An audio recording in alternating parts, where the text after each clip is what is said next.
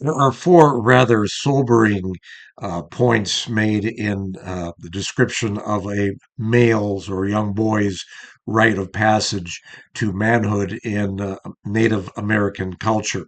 Now, I cannot verify that these are in fact true because there's an awful lot of claims of the sort that may or may not be. But I think the points are worth mentioning, and I'm going to try to tie them in the context of American Independence Day, which is celebrated on July 4th. And this is the year 2024. We're talking a day before that happened. So bear with me as I try to work this through. First, the four sobering points of the male initiation, excuse me.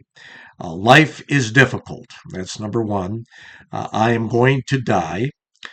It's not about me, and I'm not that important. Now, those are real downers when you think about it. And again, whether or not they're actually legitimately based on Native American philosophy doesn't matter. Let's talk instead about what they might mean to us in the broader context of evaluating our own lives and our own positions at the present time, our own attitudes, our own relationships, and so on. This is clearly about humility. This is about reminding us that our egos, which generally control the way we think and act, the decisions we make, need to be tempered. In almost every instance, we are especially in American culture, egocentric. That is, we think we're right when we're right. We justify things we want to do based on our needs.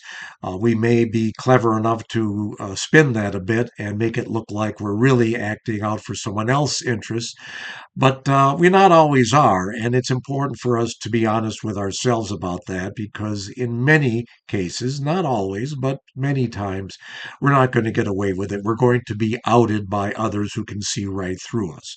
So that's one reason not to try in the first place. But there are other reasons that actually circle back to support the ego. Now, how do I tie that into Independence Day? 2024, as we're speaking here, also happens to be an election year, and the two leading candidates for the American presidency at the present time are both, in many aspects, undesirable and ill suited for office. Now, I don't want to get political here. I want to look at common ground between these two. One has been widely attributed as being mentally deficient and dysfunctional, and therefore unable to carry out the high demands that that office places on him. In a recent televised debate, which apparently over 50 million people saw, he failed miserably to demonstrate any confidence that we might want to salvage in his ability to think clearly and to express thoughts and therefore make decisions that are necessary for the country's welfare. On the other hand, an opponent who is widely seen as simplistic, self-centered, egocentric, devious in many ways, and patently dishonest by virtue of his past life and those things that he continues to say. Now, the dishonesty probably can be evenly applied, but again, the point here isn't to get political. I try not to in these talks, even though people who know me know I am political. But let's talk about the common good here and how that might relate to those four native principles. I'm not that important. Well, it's pretty hard to say the president isn't important. Of course, that office is very important, and therefore the person occupying it is, as is a reasonable or a bona fide candidate for that office. They are important.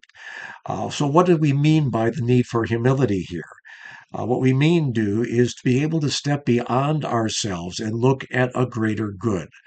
Neither candidate, in my opinion, and I think the opinion of many, is qualified. And yet, by circumstances, we may be stuck with those two on which to decide. It's still before nomination time as we speak. And again, the eve of American independence. And so things can happen to change that. But right now, it appears as though we're going to be stuck with two very poor choices. And yet, the country's future depends on having strong leadership. We deserve that as a nation. The world deserves it too, since America is so dominant in many respects, and indeed the envy of the world in many respects, for good reason. What can these two candidates do that might help? Well, help them and us.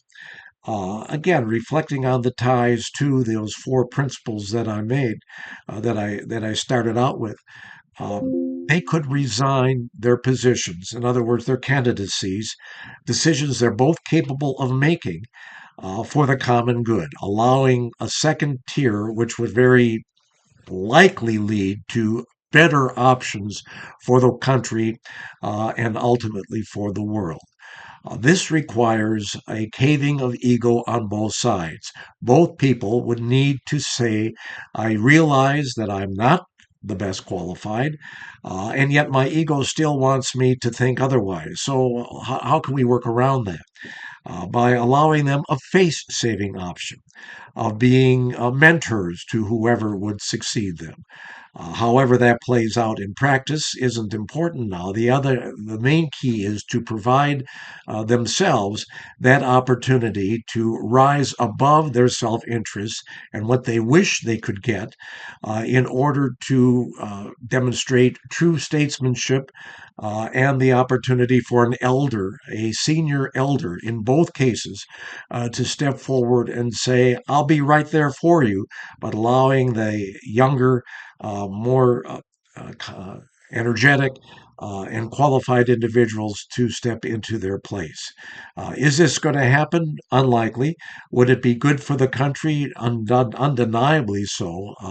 Again, that's my opinion, but I think many of you might agree with it, whether you're living in the United States or not.